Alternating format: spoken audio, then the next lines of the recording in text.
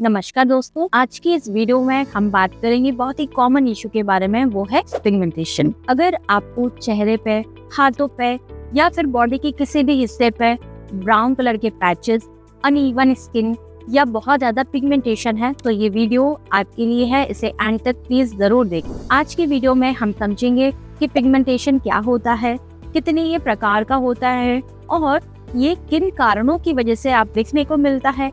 साथ ही सबसे इम्पोर्टेंट हमारा जो पार्ट रहेगा वो है कि होम्योपैथी में हम इसे कैसे ट्रीट कर सकते हैं। पिगमेंटेशन क्या होता है? देखिए, पिगमेंटेशन का मतलब होता है कि जब पिगमेंटेशन हमारी बॉडी पे दिखता है तो इसमें क्या होता है, जो मेलानिन का प्रोडक्शन है वो बहुत ही ज्यादा बढ़ने लगता है। और मेलानिन होता क्या है?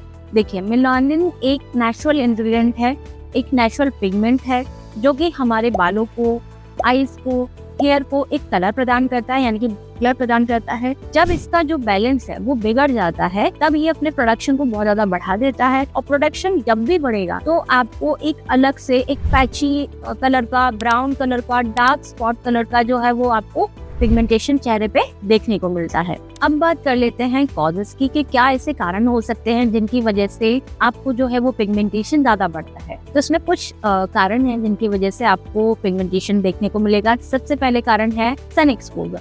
सन में यूवी रेज होती हैं और यूवी रेज क्या करती हैं, जो मेलानिन का प्रोडक्शन है उसको बढ़ा देती है, जिसके रिजल्टेंट आपको पिगमेंटेशन फेस पे, बॉडी पे जो है वो देखने को मिलता है। सेकेंड, इसमें हार्मोनल इम्बैलेंसेस देखने को मिलता है। अब हार्मोनल इम्बैलेंस ज्यादातर फीमेल्स में कुछ कंडीशंस में मिलेगा, जैसे कि प्रेगनेंसी के समय या फिर मेनोपॉज के समय या फिर थायराइड के इशू की वजह से भी जो बहुत ज्यादा जो है उनके हार्मोन डिस्टर्ब हो जाते हैं, जिसके रिजल्टेंट आपको पिगमेंटेशन ज्यादा बॉडी पे देखने को मिलेगा। थर्ड है post inflammatory change. Post inflammatory changes में क्या होता है, जैसे आपके एक्ने हुए, बहुत ज्यादा गड्ढे वाले एक्ने थे, वो अपना स्कार छोड़ के चले गए हैं, या फिर कोई इंजरी हुई है वो अपना एक निशान छोड़ के चली गई है, या फिर आप किसी भी वजह से जल गए थे तो उसके कारण भी डार्क स्पॉट जो है वो रह जाते हैं और वो रिजल्टेंट एक पिगमेंटेशन का रूप ले लेते हैं। चौथा इसमें कारण आता है मेडिकेशंस। कुछ ऐसी मेडिकेशंस होती है जो कि ट्रिगर करती हैं आपके हार्मोनल इम्बैलेंसेस को और जिसके रिजल्टेंट आपके पिगमेंटेशन जो है वो बढ़ जाता है और मेलानिन का प्रोडक्शन है वो भी बढ़ता है। फिफ्थ इसमें रीजन आता है एजिंग।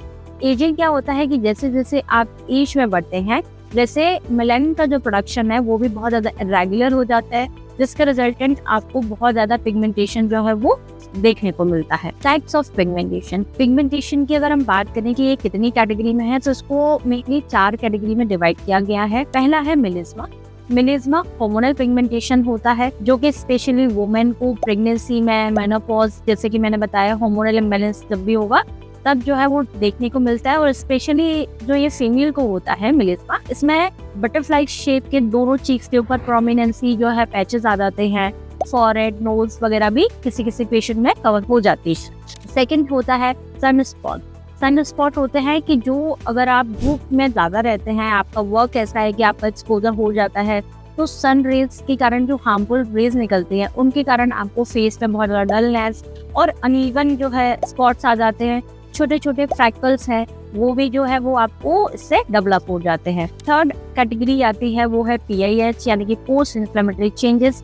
जैसे कि मैंने बताया कि अगर किसी को एक्ने के स्टार्स हैं, गड्ढे बने हुए हैं, इंजरी या बर्न्स हो गए हैं, तो उसके रिजल्टेंट इसमें क्या होता है, डार्क कलर के स्पॉट जो है वो रह जाते हैं बॉडी पे।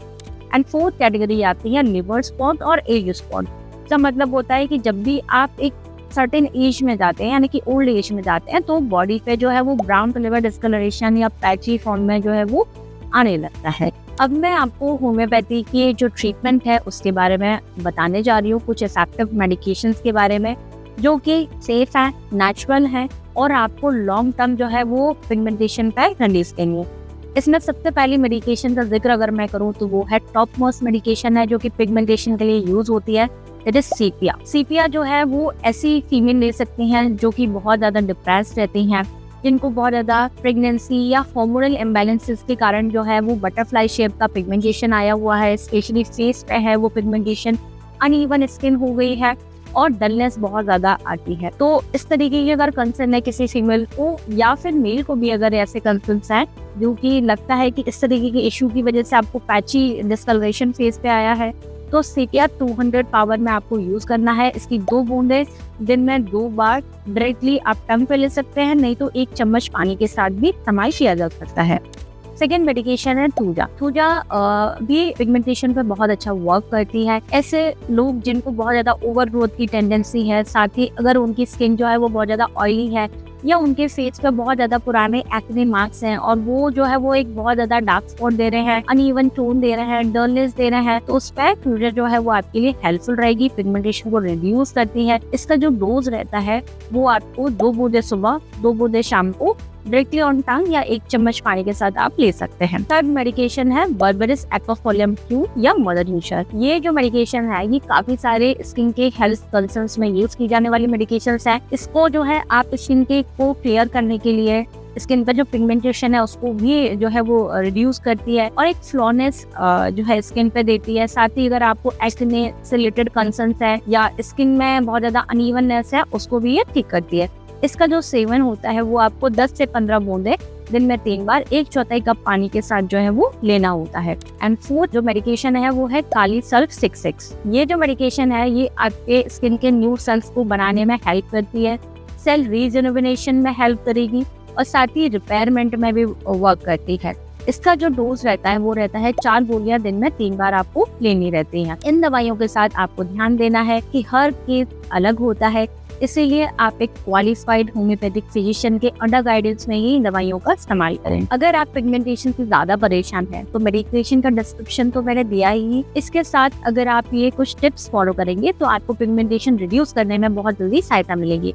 इसके लिए आप फॉलो कर सकते हैं कुछ टिप्स। पहली नंबर है कि आपको सबसे पहले ध्यान देना है कि सनस्क्रीन लगाना है। सनस्क्रीन एटलीस्ट SPF 30 आप लगा सकते हैं, क्योंकि जब भी अगर आप बाहर जाते हैं तो सन से आपको स्किन को प्रोटेक्ट करना जरूरी होता है और आप इसको रीअप्लाई करें 2 to 3 आवर्स में अगर आप बहुत फ्रिक्वेंटली बाहर जाते हैं। टिप नंबर 2 है आपको हाइड्रेट रहना है। हाइड्रेट रहने के लिए आप एटलीस्ट फ्लूइड इंटेक बढ़ाएं और इसके लिए आप पानी भी ले सकते हैं। पानी भी 2 से 3 लीटर करें ताकि आपकी सेल हाइड्रेटेड रहें, यूथफुल रहें। थर्ड नंबर टिप है आपके लिए कि विटामिन सी रिच फ्रूट्स जो है वो अपने डाइट में एड ऑन करें। इसके लिए आप आंवला ले सकते हैं, नींबू ले सकते हैं, ऑरेंजेस जो है वो ले सकते हैं। इनमें काफी ज्यादा कोलेजन होता है, विटामिन सी होता है, एंटीऑक्सीडेंट होता है, तो ये हमारी स्किन को चाहिए होता है प्रेप के लिए। आप ये डाइट में इंक्लूड करें। फोर्थ टिप है आपकी स्किन के लिए केमिकल फ्री जो है प्रोडक्ट्स यूज करने हैं।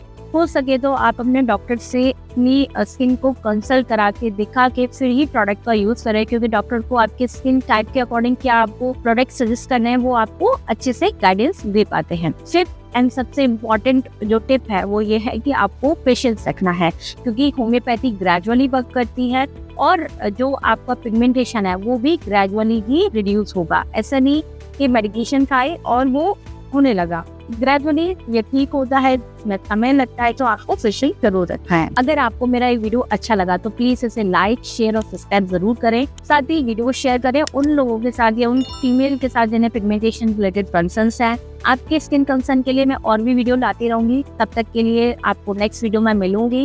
And stay healthy and happy.